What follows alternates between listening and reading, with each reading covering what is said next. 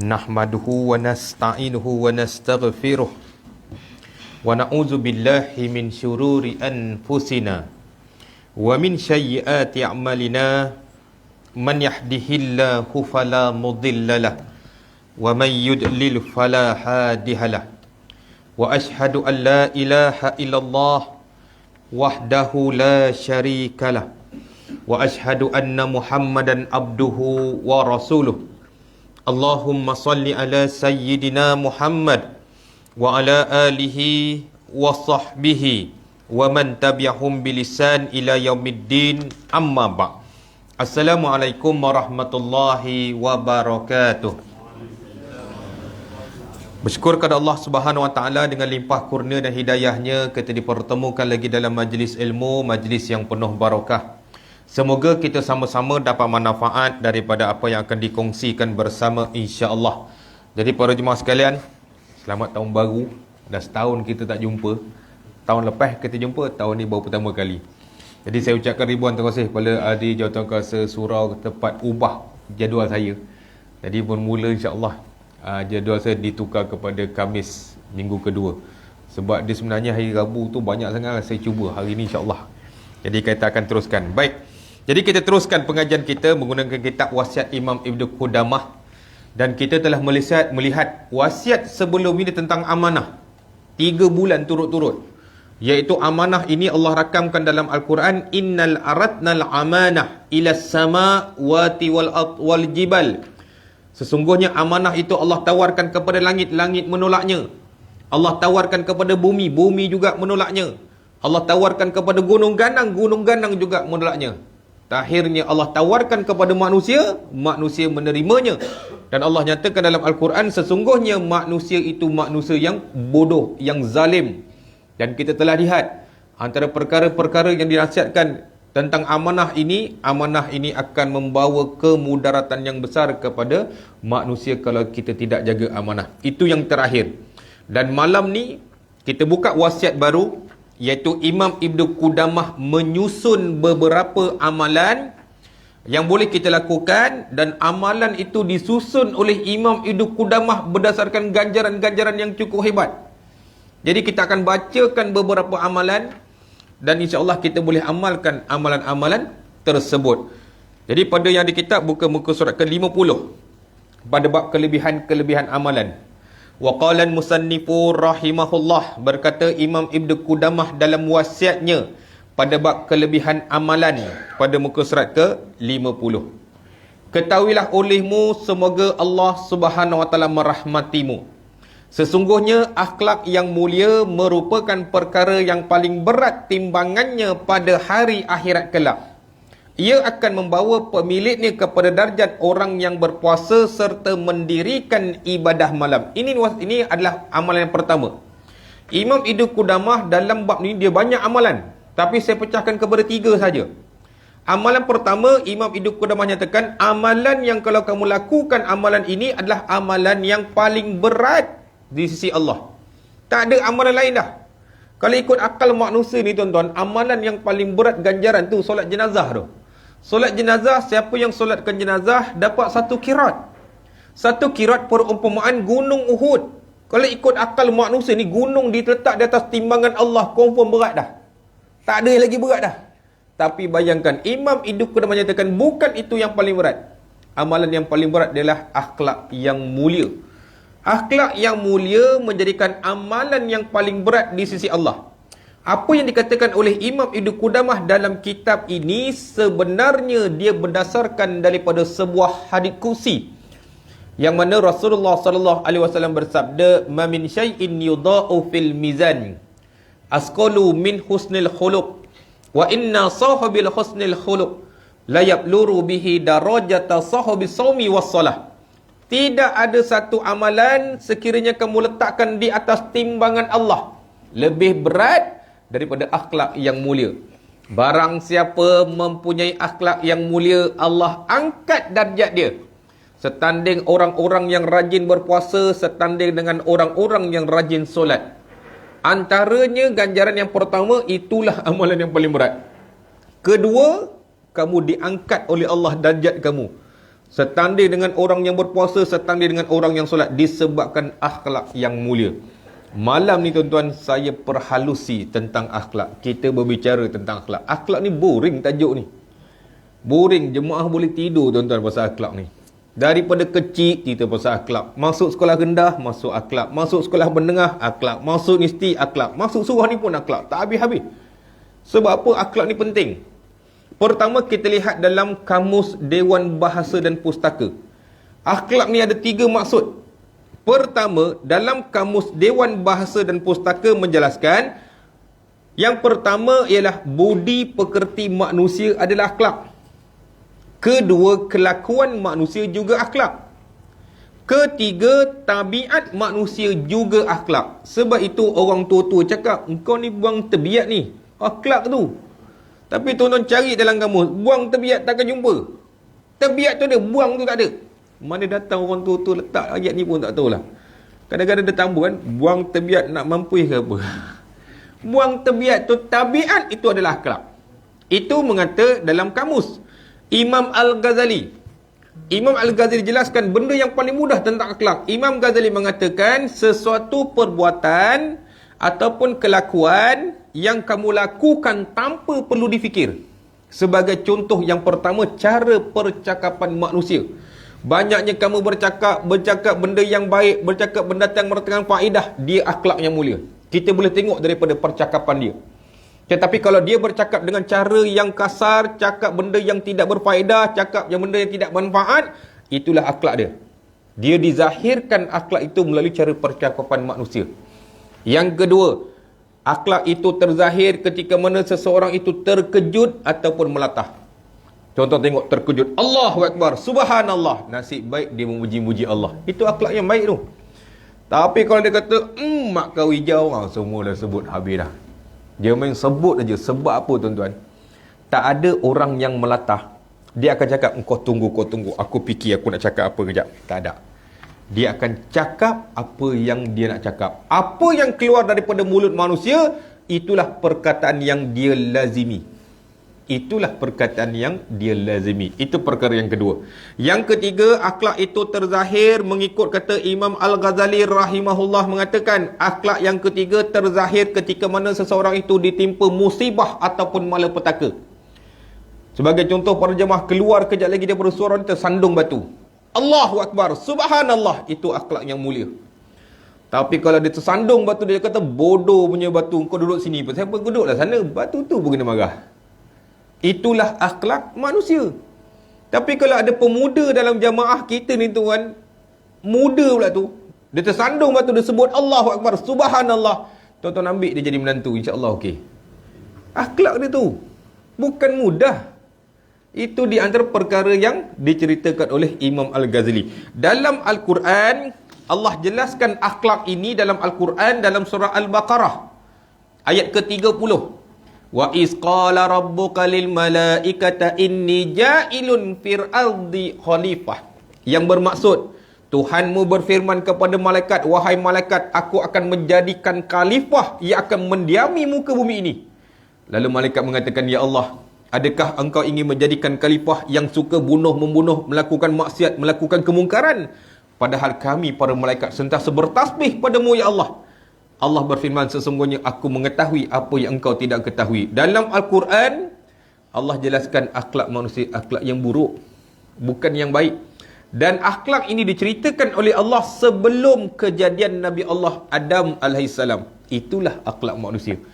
Akhlak yang buruk, bukan akhlak yang baik. Jadi tuan-tuan, kalau kita lihat, di antara lain, ada seorang sahabat Rasulullah sallallahu alaihi wasallam, iaitu bernama, apa nama sahabat ni? Saya lupa nama sahabat ni. Hisham. Sa'ad bin Hisham. Sa'ad bin Hisham ni, dia pernah tanya isteri Rasulullah sallallahu alaihi wasallam bernama Sayyidatina Aisyah radhiyallahu anha.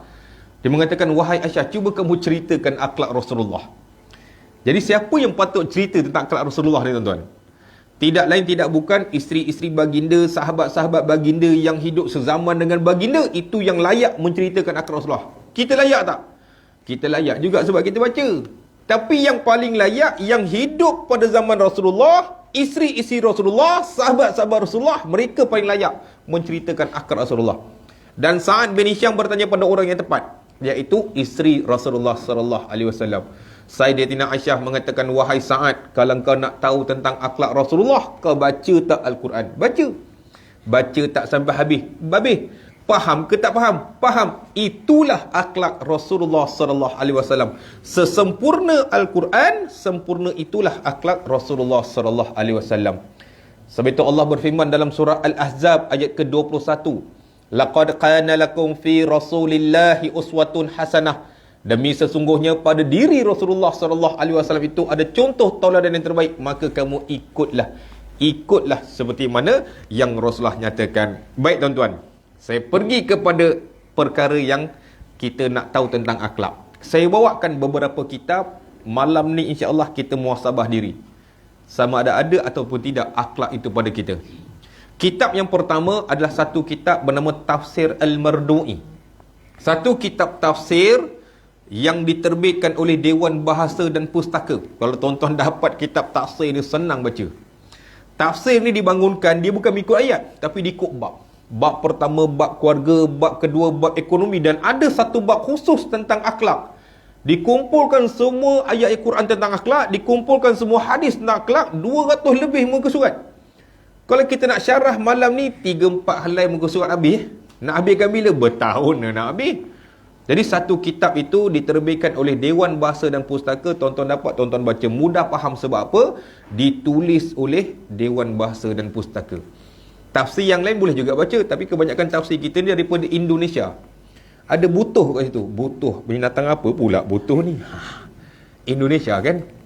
Jadi ini kitab yang dikeluarkan oleh Dewan Bahasa dan Pustaka, ayat dia ikut. Itu kitab yang pertama. Kitab yang kedua ada 40 akhlak yang mulia yang disusun oleh Allahyarham Syekh Fahmi Zamzam. Berapa? 40. Kalau kita syarah kitab tersebut, habislah 5, habislah 6. Belen bila? Belen kena sambung lagi Ustaz. Tak habis juga cerita pasal akhlak. Tapi ada satu kitab yang istimewa bagi saya. Istimewa. Nama kitab ni Makarim Al-Akhlak. Ditulis oleh Syekh Muhammad Saleh Al-Uthamin rahimahullah. Dalam kitab tersebut, Syekh Muhammad Saleh Al-Uthamin rahimahullah, dia meletakkan ada 6 saja akhlak. Kenapa 6? Satu kitab beratus-ratus muka surat, satu kitab lagi 40. Tapi Syekh Muhammad Saleh Al-Uthamin 6 saja. Sebab dia kumpulkan semua akhlak-akhlak kita ni. Akhlak yang banyak ni dia kluster-klusterkan, dia grup-grupkan, tinggal 6 saja. Daripada 6, dia pecah kepada 2. 3 antara kita dengan Allah, 3 lagi antara kita dengan manusia. Jadi saya jelaskan ke-6 ini kepada para jemaah, kita muhasabah diri malam ni. Ustaz, daripada 6 tu tak satu jadi 5 lagi tak ada. Setidak-tidak kita faham.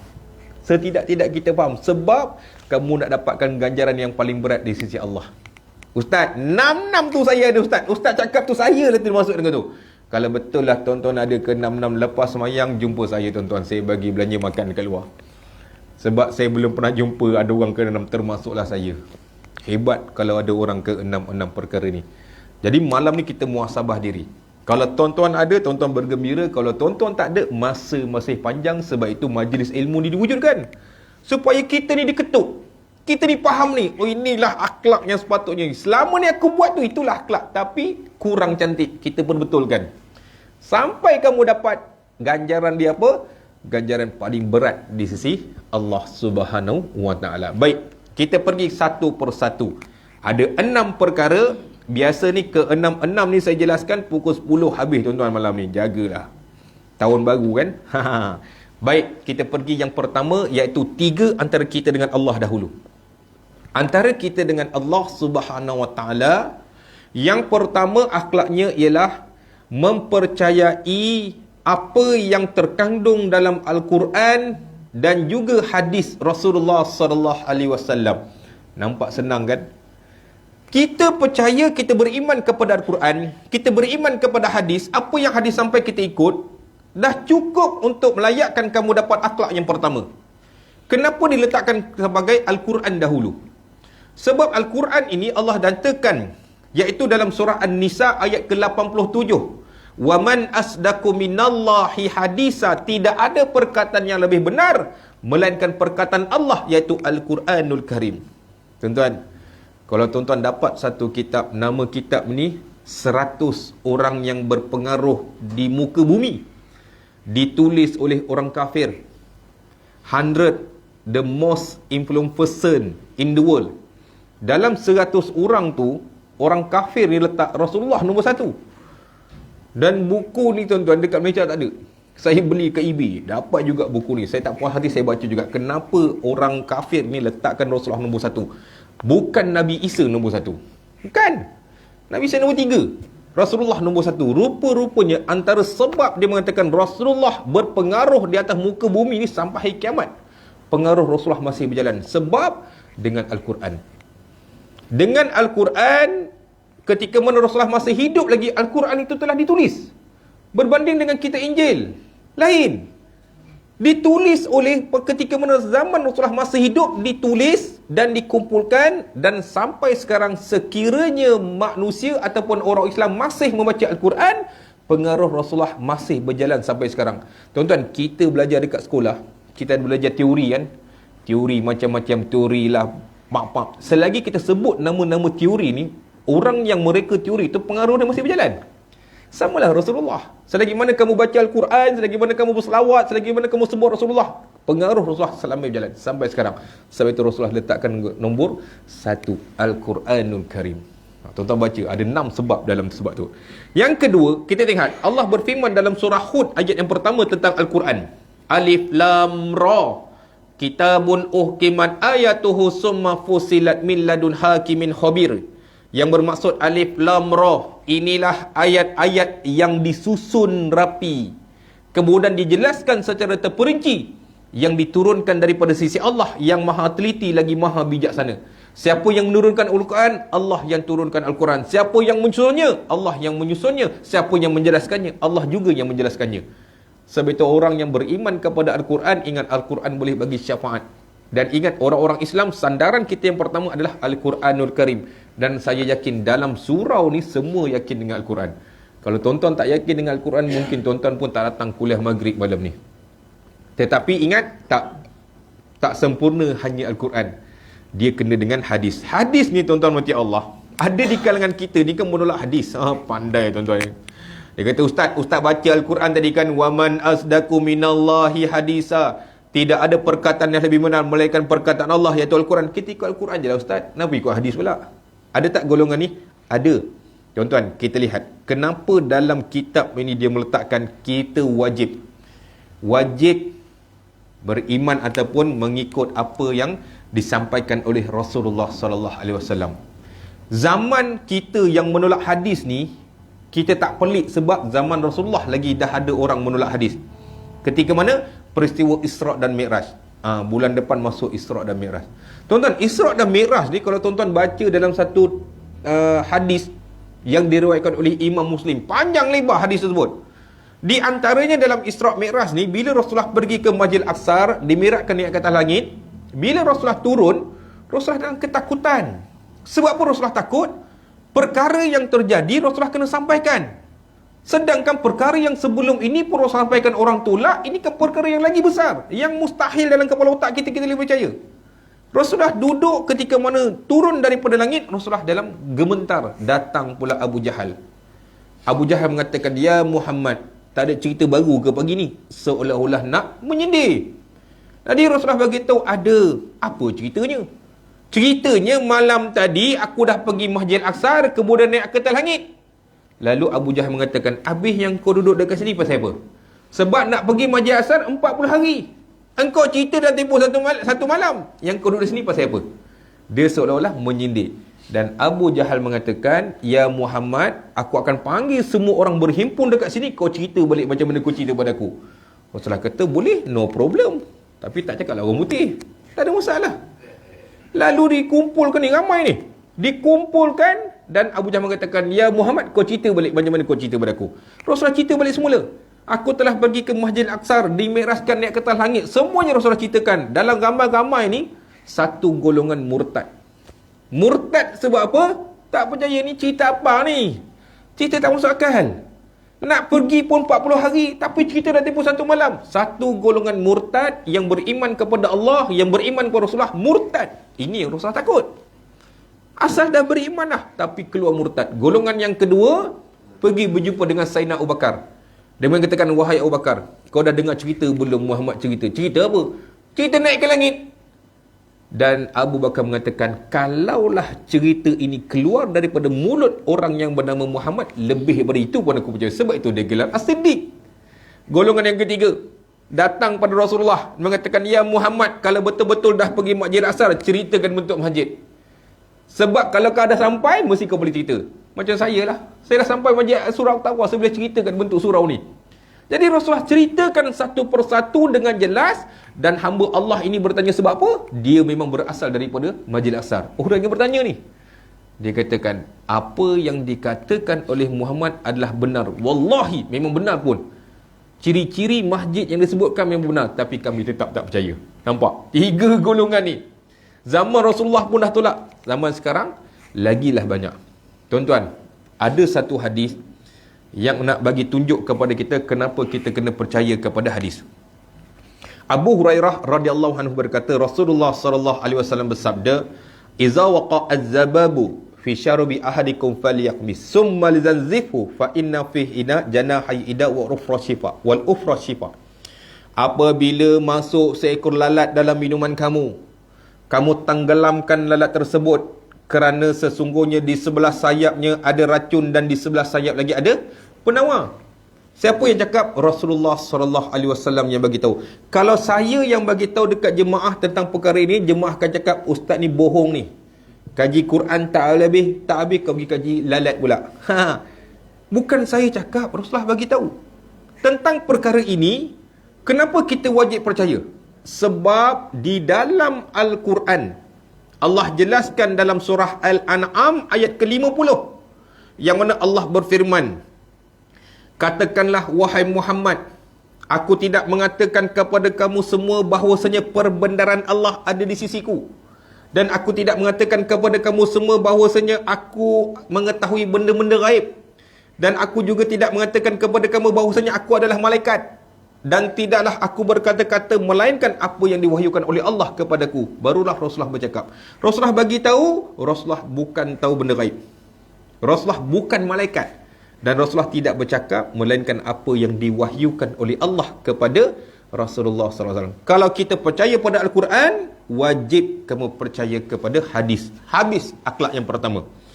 Percaya pada Al-Quran, percaya pada hadis, akhlak yang pertama milik kamu. Jadi tuan-tuan, saya rasa dalam surah ni, akhlak yang pertama semua ada. Saya yakin, tuan-tuan boleh write. Cantik ustaz, 1 daripada 6 dah ada dah. Kita minta yang kedua. Akhlak yang kedua. Saya minum dulu tuan-tuan, takut lalat masuk. Wih, rasa lain air ni. Akhlak yang kedua. Akhlak yang kedua, antara kita dengan Allah, mengamalkan segala hukum hakam yang telah ditetapkan oleh Allah kepada manusia, seperti mana kefarduan dalam beribadat. Solat kamu, zakat kamu, puasa kamu, haji kamu, segala kefarduan ini kita lakukan, dapat akhlak yang kedua. Mudah. Dan saya yakin dalam surah ni kita dah buat dah. Cuma tuan-tuan, saya nak bagi tuan-tuan satu perkara tentang solat. Solat yang kita buat pada malam ini boleh membanggakan kita. Sebab solat pada malam ini dinyatakan dalam Al-Quran, dinyatakan dalam hadis. Pertama, Rasulullah SAW bersabda, orang-orang munafik ni, dia akan menjadi beban terhadap 2 solat, iaitu solat isyak dengan solat subuh. Perkara ini Rasulullah jelaskan, iaitu Inna asqalas salah alal munafiqin. Sesungguhnya solat yang paling berat bagi orang-orang munafik ialah solatu isyak al-akhirah wa solatul fajr, solat isyak dan solat subuh. Bila Rasulullah bagi tahu begini, orang-orang munafik memang jadi berat perkara ini. Kita boleh letaklah dalam diri kamu, ya Allah, untungnya kita tuan-tuan, kita solat isyak tak berat pun. Kita boleh isyak berjemaah lagi. Kita boleh konsisten lagi setiap malam kita buat. Dan besok subuh kita boleh datang paling awal. Satu hebatnya diri kita, itulah ciri-ciri orang yang beriman. Melainkan orang yang paling berat, punyalah susah nak datang, isyak tak boleh datang, subuh pun tak datang, bukan tak datang, kat rumah pun tak semayang. Orang-orang munafik memang berat. Dia akan jadi berat dua solat ini. Dan dalam Al-Quran Allah nyatakan tentang solat yang kita buat, Allah berfirman dalam surah Al-Baqarah ayat 45 hingga 46. Iaitu Allah berfirman, wasta'inus sabri wassalah, dan mohonlah pertolongan daripada Allah dengan jalan sabar dan menunaikan solat. Sesungguhnya wa innaha lakabiratun ila alal khashiin, sesungguhnya solat itu sungguh berat kecuali orang-orang yang yakin akan bertemu dengan Tuhannya yang diberikan kekuatan oleh Allah. Kitalah yang dimaksudkan dalam surah ni. Orang yang dekat luar ramai lagi tak semayang, tuan-tuan. Sebab apa? Allah bagi tahu solat ni berat, bukan mudah. Kadang-kadang dulu kan kita nak semayang, kena paksa baru semayang. Kalau tak dek rotan, dek apa, tak bagi. Tak dek mengamuk, dek bini tak datang surau. Tapi bila kita baca sendiri, kitalah yang dimaksudkan dalam Al-Quran. Kitalah orang yang mudah dalam solat, kita yang bukanlah orang yang munafik. Jadi itu yang kedua tentang amal ibadat kita, solat kita, puasa kita. Dan saya yakin dalam surah ni nombor 2 pun ada. Cantik Ustaz, 2 daripada 6 dah ada dah. Boleh bangga kita. Kita lihat yang ketiga. Yang ketiga ni payah sikit. Yang ketiga ialah bersabar terhadap ujian daripada Allah Subhanahu wa Ta'ala. Sebab apa kena bersabar? Sebab Allah nyatakan dalam Al-Quran, dalam surah Al-Baqarah ayat 155 hingga 156, wabasihi sabirin allazina iza asabathum musibah qalu inna lillahi wa inna ilaihi raji'un. Sampaikanlah kabar berita yang gembira kepada orang-orang yang sabar apabila ditimpa musibah dan berkata inna lillahi wa inna ilaihi raji'un. Allah nak bagi tahu kamu akan dapat satu kabar berita gembira. Yang berita gembira ini apabila ditimpa musibah, kamu sabar. Dan kamu sebut inna lillahi wa inna ilaihi raji'un. Ada satu surau tu dia tanya, Ustaz tu ayat Quran ni, habis kau ingat ayat apa? Sebab itu dalam Facebook, dalam WhatsApp, je penuh-penuh ayat Quran tu. Dia bukan ayat main-main. Ada hamba Allah ni pula dia accident. Dia telefon saya, Ustaz saya accident. Bila dia accident saya sebut inna lillahi wa inna ilaihi raji'un. Ustaz saya belum mati Ustaz. Apa? Kau ingat untuk orang mati saja? Bukan. Bukan untuk orang mati je. Apabila ditimpa musibah, segala musibah yang sampai kepada kamu, ucapkanlah inna lillahi wa inna ilaihi raji'un. Bukan orang yang mati. Sebab itu bila Allah nyatakan kita ni kalau boleh sabar, kesabaran kamu menjadikan kamu punya akhlak. Akhlak tu. Itu kadang-kadang kita ni apa-apa kalau kita sabar, itu satu akhlak. Tapi kalau kita tak sabar, menyalahkan takdir, menyalahkan orang, menyalahkan keadaan, akhlak kamu bukan akhlak yang sempurna. Nak dapatkan akhlak yang sempurna, segala musibah tu datang, kita redha. Kita tak marah siapa, tak marahkan takdir, tak marah keadaan, kita redha. Itulah akhlak yang terbaik. Bila kita faham, kita akan jaga tak? Kita akan jaga. Lepas ni bila timpa musibah, kita akan jaga. Ni akhlak ni. Kalau kita nak mengamuk, habis. Tak dapat akhlak tu. Tapi bila kita pegang, kita percaya ujian daripada Allah. Dan ingat, Allah uji kamu, kamu akan dapat kabar berita gembira. Dan Allah letakkan dalam Al-Quran, Allah uji manusia sebab Allah tahu kita boleh hadapi. Allah berfirman dalam surah Al-Baqarah ayat 286, la yukallifullahu nafsan illa wus'aha. Allah tidak akan membebani seseorang melainkan dengan kelayakan dia. Allah uji kamu pasal Allah tahu kita boleh hadapi. Allah tak akan uji kita sekiranya kita tak boleh hadapi. Tak mungkin. Dalam Al-Quran. So itu bila sampai dekat kita tuan-tuan, ini antara ujian. Ujian daripada Allah, kita hadapi, settle. Sebab itu kalau tengok dalam surah Al-Anbiya, Allah rakamkan beberapa contoh ujian-ujian para Nabi. Dalam surah Al-Anbiya ayat 83, Allah ceritakan tentang Nabi Ayub. Tuan-tuan, Nabi Ayub ni dapat penyakit yang berpanjangan. Kalau tuan-tuan pernah dengar lah, wallahualam kalau tuan-tuan tak pernah dengar lah. Kalau tuan-tuan pernah dengar, Nabi Ayub pernah sakit sampai ulat naik dekat tangan dia, ulat tu jatuh. Nabi Ayub ambil balik ulat, letak balik kat tangan dia. Kisah ni dulu tuan-tuan, saya gunakan ketika mana saya jadi ketua asrama dahulu. Budak-budak demam, apa barang kau demam tak nak pergi sekolah tu, Nabi Ayub tu sampai ulat makan, jatuh ulat, ambil balik. Sampai sekarang baru tu, kisah tu tak sahih, jangan ceritakan. Tak sahih cerita tu. Tapi macam seronok kan. Hebat Nabi Ayub, sampai ulat makan jatuh letak balik. Rupanya tak sahih cerita tersebut. Cuma bagi kita nak bagi tu, Allah nyatakan dalam Al-Quran, Nabi Ayub dapat penyakit yang berpanjangan, dia uji dengan Allah punya lama dan dia sabar. Kalau kita boleh kesabaran begitu, itulah kehebatan kita setanding dengan Nabi Ayub. Jadi kita sabar menyebabkan akhlak. Tuan-tuan, dulu tuan-tuan pernah tahu saya aksiden patah kaki kanan ni. Daripada Putrajaya nak balik ke Bangi, yang langgar saya ni Cina. Muda Cina ni. Berdentum, bila diambil saya bawa ke hospital, cuma Cina ni banyak kali minta maaf. Ayah minta maaf. Kita tengah sakit ni. Sampai masuk dalam hospital minta maaf, masuk bilik isteri minta maaf, masuk bilik doktor minta maaf. Banyak sangat minta maaf. Jadi kita pun dah tengah tension dengan sakit ni. Saya kata dekat dia, ya, you tak payah minta maaf. Kita orang Islam ni ada qada dan qadar. Allah telah tentukan nak jadi akan jadi. Saya kata dekat dia, kalau saya tak langgar you, saya akan langgar orang lain. Saya cakap betul-betul supaya dia tahu tentang takdir orang Islam ni. Bila saya jelaskan dekat dia, apa kata dia tuan-tuan? Ayah, samalah. Saya punya Tuhan pun cakap tu macam juga. Rupanya Cina ni pun ada kodok dan keadaan. Jangan main-main. Dia cakap kat saya ke hospital tu. Dia kata, ayah, samalah. Saya punya Tuhan pun cakap ni macam juga. Rupanya dia pun ada takdir. Saya kata, okey lah tu. Tak payahlah minta maaf banyak sangat. Sakit ni. Patah tuan-tuan. Bila sakit sangat dia cakap banyak. Tapi satu ilmu yang Allah berikan kepada saya pada itu, rupanya mereka pun ada qada dan qadar.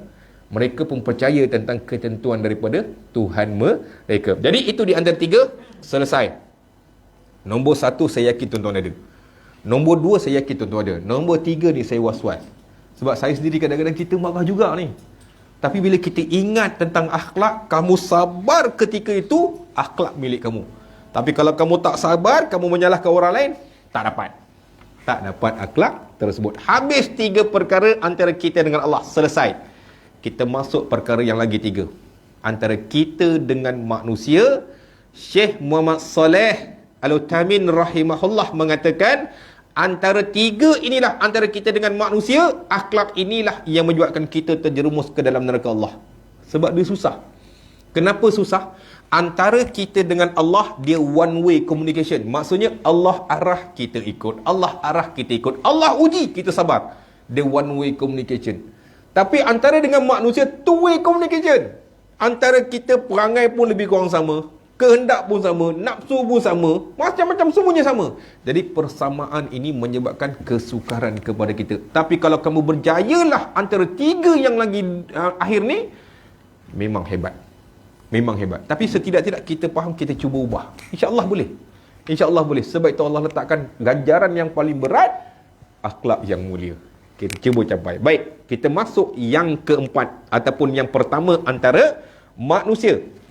Yang keempat ialah menahan diri daripada mengganggu orang lain. Macam senang je Ustaz. Kita pun jadi tak kacau orang. Ya ke tuan-tuan? Macam senang kan? Menahan diri daripada mengganggu orang lain, kamu adalah orang akhlak yang paling hebat. Kenapa perkara ini? Rasulullah sallallahu alaihi wasallam bersabda, "Inna dima'akum wa amwalakum wa aradakum haram. Kahurmatu yaumikum haza fi syahrikum haza fi baldikum haza." Diharamkan menumpahkan darah orang, diharamkan mengambil harta orang, diharam mengusik kehormatan orang lain. Seperti mana haramnya hari ini, bulan ini dan negeri ini. Hadis ini Rasulullah ucapkan ketika mana khutbah hari raya Aidil Adha. Rasulullah begitu, wahai kalian, diharamkan kalian menumpahkan darah orang lain. Kita faham dah. Yang kedua, diharamkan kamu mengambil harta orang lain. Kita faham dah. Cuma yang ketiga ni, diharamkan mengusik kehormatan orang lain. Dengan kata lain, diharam ganggu orang. Contoh dinyatakan dalam kitab ini tuan-tuan. Contoh inilah yang menyatakan susahnya kita apabila kita nak dapat akhlak ini. Contoh yang pertama dikatakan dalam kitab ini, iaitu ada seorang sahabat bernama Abdul Rahman bin Abu Layla. Abdul Rahman bin Abu Layla, dia bermusafir dengan Rasulullah SAW, pergi berjalan jauh. Sampai di satu tempat, Rasulullah mengarahkan, wahai sahabat, kita berehat di pohon ini. Jadi semua sahabat pergi kat pohon tersebut, bawa unta, bawa barang, susun balik barang dekat unta, susun balik semua. Tetapi dalam keadaan tersebut, ada sahabat yang kepenatan tidur terus. Tidur dekat pohon pokok. Abdul Rahman bin Abu Layla yang duduk dalam tengah-tengah ramai ni, dia ceritakan ada sahabat Rasulullah yang tak tidur ni, dia pergi ikat kaki sahabat yang sedang tidur. Tak ada kerja betul lah dia orang ni. Dia ikat kaki sahabat yang sedang tidur, 1, 2, 3, dia tarik bagi terkejut hamba Allah yang sedang tidur di hadapan Rasulullah sallallahu alaihi wasallam. Lalu Rasulullah sallallahu alaihi wasallam bersabda, diharamkan seseorang muslim mengejutkan muslim yang lain dengan tujuan untuk bergurau. Saya ulang semula. Diharamkan seseorang muslim mengejutkan muslim yang lain dengan tujuan untuk bergurau. Tuan-tuan pernah buat ke tak pernah buat, tuan-tuan? Tak pernah buat? Bohong. Inilah biasa kita buat kan, terkejutkan orang. Dialah orang pertama datang dekat surau waktu subuh. Kena pula serban putih, jubah putih, segala putih. Lampu tak buka lagi. Jemaah kedua masuk, terkejut tuan-tuan. Dia punya gelap bagai nak mampu. Terkejutkan orang. Ini contoh yang pertama. Nanti saya nyatakan kenapa. Contoh yang kedua. Rasulullah sallallahu alaihi wasallam bersabda, la ya'yuzanna ahadukum mata'a ahihi la'iban wala jadda. Diharamkan seseorang muslim mengambil atau menyembunyikan barang muslim yang lain dengan tujuan untuk bergurau. Saya ulang semula, diharamkan seseorang muslim mengambil atau menyembunyikan barang muslim yang lain dengan tujuan untuk bergurau. Tuan-tuan, kita dulu waktu solat tarawih, waktu PKP, yang AJK tahu lah ni, PKP, waktu solat tarawih, siapa tak buat sejadah, kau semayang kat rumah. Saya jaga pintu masuk, saya setiausaha masjid, tak buat sejadah, Haji pergi balik semayang rumah. Wajib buat sejadah. Biasa kalau kita buat sejadah semayang ni tuan-tuan, selalu telefon kita ni kita akan letak depan sejadah, betul? Allahu Akbar, telefon letak depan sejadah. Member sebelah ambil telefon, dia selit bawah sejadah dia, apa jadi tuan-tuan? Mufarakah orang tu telefon hilang. Jangan kata makmum, imam pun boleh mufarakah kalau telefon hilang. Kalau tadi maghrib, imam tak mufarakah, telefon dia hilang, solat kita tadi 4 rakaat, percayalah. Subhanallah, kau jangan kacau telefon aku hilang ni. Itu sebab itu diharamkan. Jangan kamu mengambil atau menyembunyikan barang orang walaupun nak bergurau. Itu contoh yang kedua. Contoh yang ketiga, Rasulullah sallallahu alaihi wasallam bersabda, Rasulullah bertanya kepada sahabat, atatuna ma'al ghibah, wahai sahabat, kamu tahu tak gibah ni apa? Sahabat angkat tangan, Allahu wa rasul alam, hanya Allah dan Rasulnya mengetahui. Rasulullah jelaskan, gibah ialah kamu bercakap tentang keburukan orang lain kepada orang lain. Maknanya itu gibah. 3 perkara ini sebagai contoh. Pertama, kamu terkejutkan orang. Kedua, kamu menyembunyikan barang orang. Ketiga, kamu mengumpat. 3 ini sebagai contoh kita. Kenapa tuan-tuan? Sebab 3 ini, Rasulullah ada lagi satu hadis yang lain. Rasulullah bagi tahu, atadruna ma'al muflis. Wahai sahabat, kamu tahu tak muflis tu apa? Sahabat angkat tangan. Ana ya Rasulullah. Muflis ialah orang yang tidak ada dinar, tidak ada duit, tidak ada dirham. Rasulullah jawab, nehihe, bukan itu jawapan dia. Muflis ni ialah apabila seseorang hamba Allah datang menghadap Allah, membawa amalan-amalannya, amalan puasa, amalan solat, amalan zakat, segala amalannya. Apabila dihitung oleh Allah, segala amalan ini kamu akan berikan kepada siapa? Kepada orang yang kamu terkejutkan di atas muka bumi Allah. Orang yang kamu sembunyikan barang di atas muka bumi Allah. Orang yang kamu umpat, orang yang kamu hina, orang yang kamu keji, orang yang kamu kutuk sampai habis amalan kamu. Dan apabila amalan kamu tidak cukup untuk membayarnya, dosa-dosa orang tersebut akan ditimpakan kepada kamu. Inilah orang yang muflis. Sebab apa tuan-tuan? Rasulullah nak bagi tahu. Dengan gurauan tuan-tuan, dia akan mewujudkan satu dosa di antara manusia. Kita terkejutkan orang dengan gurauan, kita suka, tetapi dalam masa yang sama sekiranya hamba Allah itu sakit hati, wujud satu dosa di antara manusia. Kamu bergurau dengan dia, kamu sembunyikan barang dia, ketika mana dia sakit hati pada ketika itu, dia malu, wujud satu dosa di antara manusia. Dan manusia antara kita ni tuan-tuan, jarang kita minta maaf sebab kita nak bergurau. Tuan-tuan, ketika mana kamu tak minta maaf balik dengan hamba Allah ini, dosa itu tidak akan ampunkan oleh Allah. Allah tidak akan mengampunkan dosa apabila dosa itu wujud dengan dosa antara manusia. Dosa dengan Allah kita boleh minta ampun, kita boleh taubat. Tapi dosa dengan manusia, Allah tidak akan ampunkan. Sebab itu orang yang berakhlak mulia, Dia tidak akan kacau orang. Sebab takut, tuan-tuan. Takut. Kadang mulut ni kita ngumpat, kita fitnah, kita keji wujud dosa antara manusia. Kita bergurau dengan dia macam-macam, kita gelak dekat dia. Macam-macam kita buat macam dia. Tetapi kita tak tahu dalam hati dia sakit. Dan kita pula memang jenis malas nak minta maaf. Kamu ingat, kamu duduk di hari akhirat kelak, muflis kamu. Sebab dengan amalan kamu, kamu kena bayar balik dekat orang tersebut. Dosa antara manusia Allah tidak akan ampunkan. Mampus kita, tuan-tuan. Kita buat anggapan kita nak gurau. Kita buat anggapan kita nak seronok. Kita buat anggapan nak gembirakan orang lain. Tapi masa yang sama kamu ingat, dosa tu Allah tidak akan ampunkan. Sebab itu antaranya, orang yang berakhlak mulia tidak akan kacau orang lain. Itu akhlak yang keempat. Kita berhenti tu. Kita bagi lalu pada azan, tuan-tuan.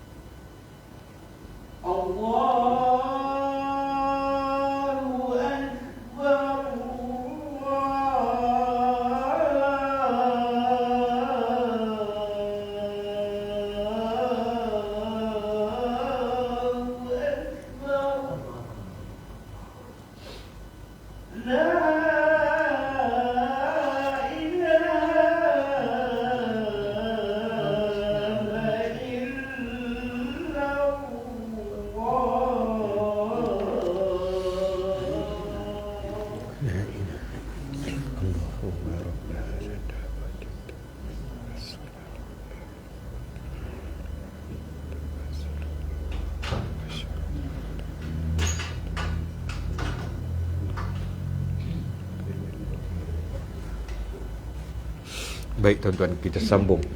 Jadi perkara yang keempat tadi ialah jangan ganggu orang.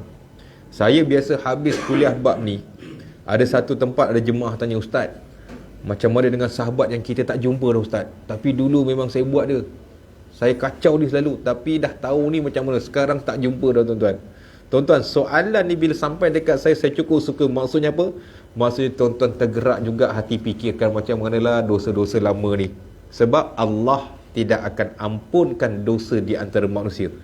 Macam mana pun Allah tak akan ampunkan. Jadi macam mana kita nak buat?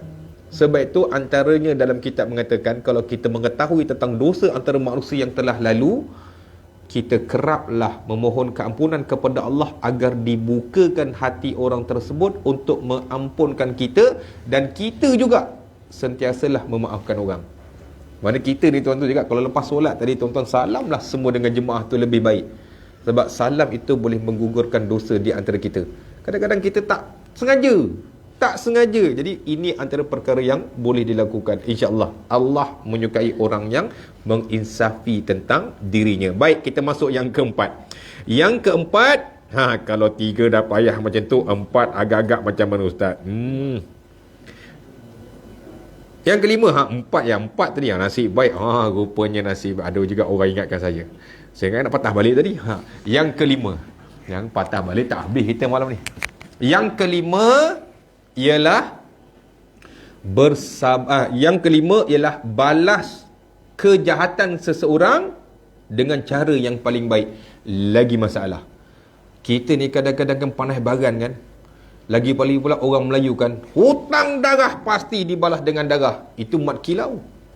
Tapi dalam Al-Quran sebut, dalam Al-Quran Allah berfirman dalam surah Fusilat ayat ke-34. Allah berfirman, dan tidaklah sama kebaikan itu dengan kejahatan.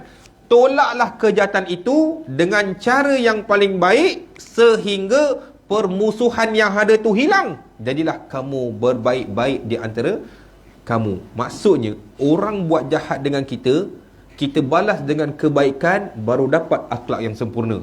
Orang kutuk kamu, orang fitnah kamu macam mana sekalipun, kamu tak balas dengan kejahatan, kamu balas dengan kebaikan, barulah kamu dapat akhlak yang kelima. Sebab itu Rasulullah bersabda dalam satu hadis, ittaqullah haitsumma kunta wa adbi isyayi'atal hasanah tamhuha wa khaliqin nas bihulukin hasan. Yang bermaksud, bertakwalah kamu di mana kalian berada, gantikanlah kejahatan itu dengan kebaikan, dan kamu sentiasalah berakhlak yang mulia. Gantikan kejahatan itu dengan kebaikan, barulah dapat akhlak yang baik. Contoh tuan-tuan, kita ni kadang-kadang tak boleh. Kita ni akan balas balik dengan apa yang orang buat. Kejap lagi tuan-tuan balik ni selipar hilang, aku tibai selipar orang lain. Itu kalau kita. Kalau tak dapat selipar orang lain, selipar jamban pun aku balik janji ada selipar. Itu kita. Tuan-tuan, perkara ni, contoh yang saya bagikan tuan-tuan, saya kena dekat Masjid Sungai Sekamat. Masjid Sungai Sekamat. Memang tajuk yang sama. Bila habis isyak saya nak balik, selipar saya hilang. Saya tunggu dekat situ, jemaah kata, ustaz, selipar hilang. Sabar ustaz. Kena kat saya. Cakap, kita kena pula. Saya tunggu sampai habis jemaah. Dia kata, mana? Memang balik tak ada selipar lah. Tak apalah. Saya kata, orang nak bagi selipar, saya kata tak apa. Tak ada selipar. Saya pergi pusing sampai ke depan. Rupa-rupanya selipar saya ada ke depan. Hamba Allah ni, dia pinjam selipar saya, dia letak tempat lain. Ambil letaklah balik kat situ. Ni ke kita lah kan. Tapi Allah nak uji.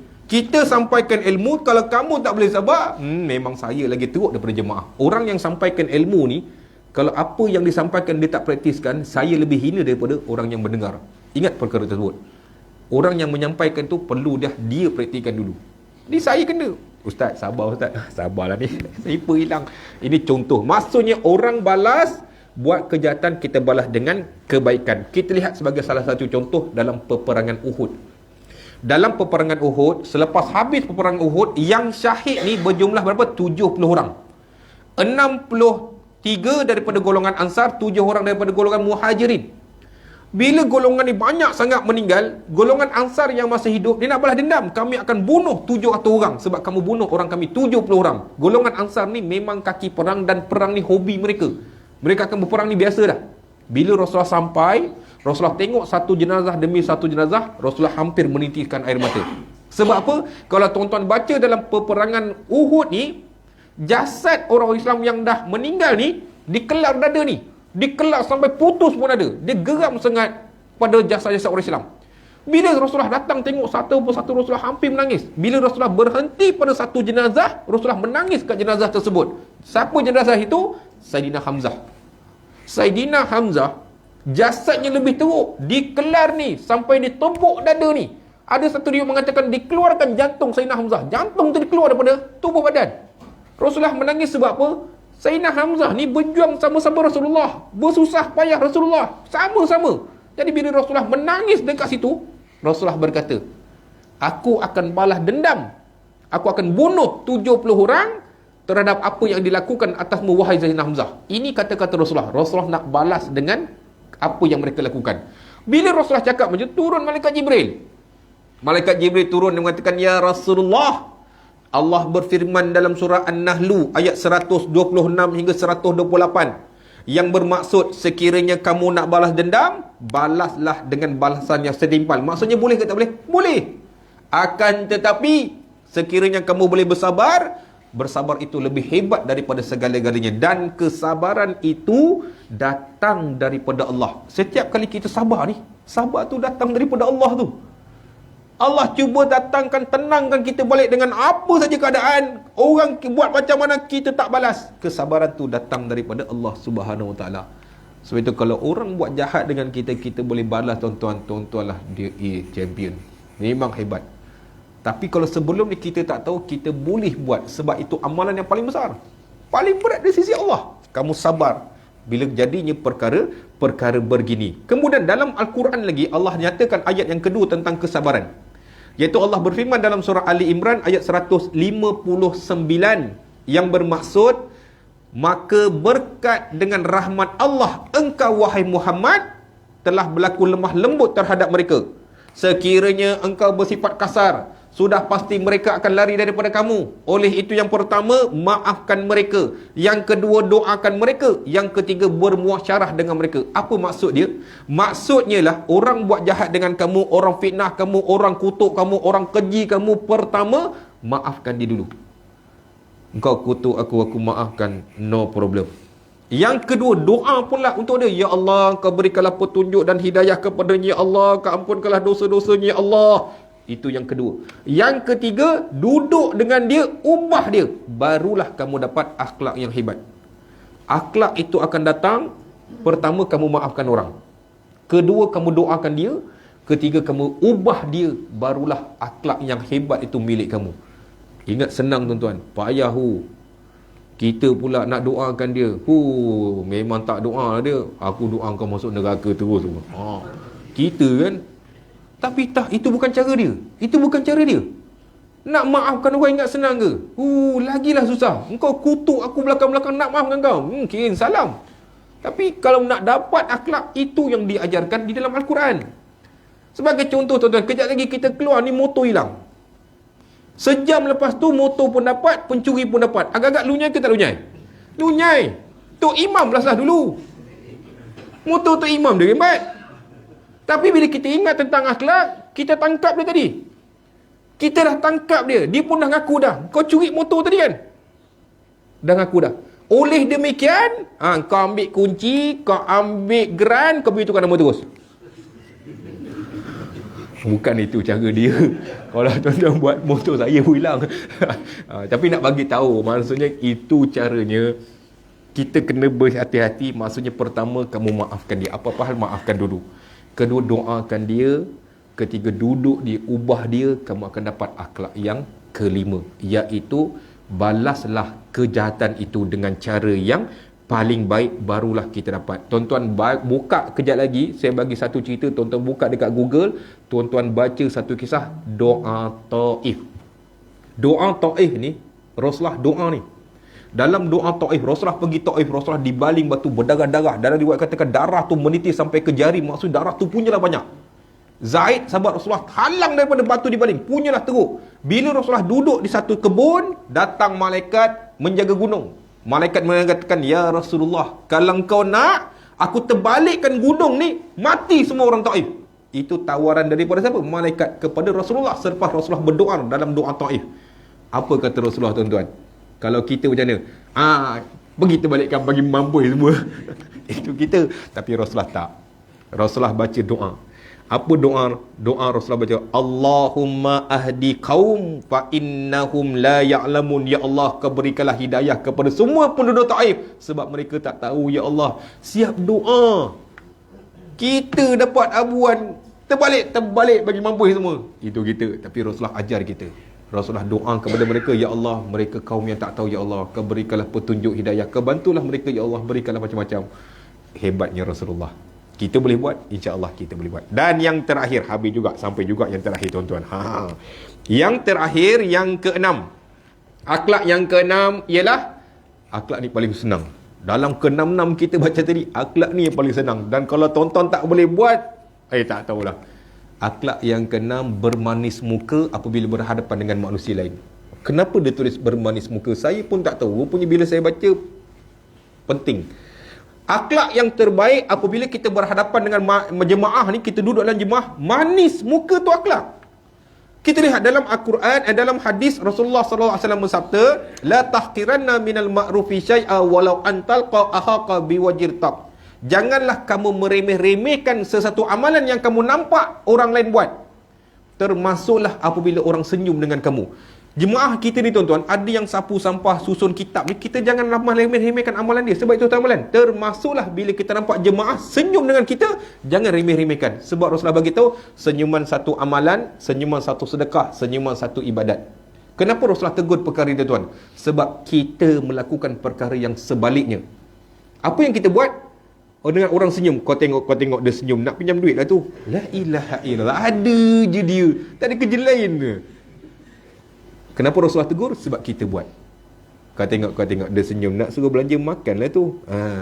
Kita pula menjadi dosa di atas senyum orang tersebut. Orang tu dapat ganjaran, kita menjadi dosa. Senyuman adalah satu amalan, senyuman satu ibadat. Kamu lakukanlah dengan senyuman tersebut. Dan Rasulullah SAW bersabda dengan hadis yang lain, kullu ma'rufi sidqah wa inna minal ma'ruf an talqa ahaqa biwajhiq. Setiap kebaikan yang kamu lakukan adalah sedekah. Kamu betul, lipat sejadah, susun Quran, susun kitab, ini semua pahala sedekah. Dan di antara pahala sedekah yang lain, apabila senyum dengan orang. Senyum tu pahala dengan sedekah. Maksudnya lepas ni, tuan-tuan, kita senyum dengan para jemaah, kita dapat pahala sedekah. Kita senyum dengan ibu bapa, dapat pahala sedekah. Kita senyum dengan adik-beradik, dapat pahala sedekah. Kita senyum dengan musuh sekalipun, kita dapat pahala sedekah. Tapi kalau kamu senyum jumpa tabung, tak dapat pahala sedekah. Tabung tu nak duit, apa barang kau senyum. Kalau dia boleh bercakap, tuan-tuan, dia bakal cakap. Dan duit mari senyum-senyum tak nak. Jadi itulah di antaranya perkara ke-6. Saya ulang semula. Pertama ialah yakin Al-Quran dan hadis. InsyaAllah semua ada. Cantik nombor 1.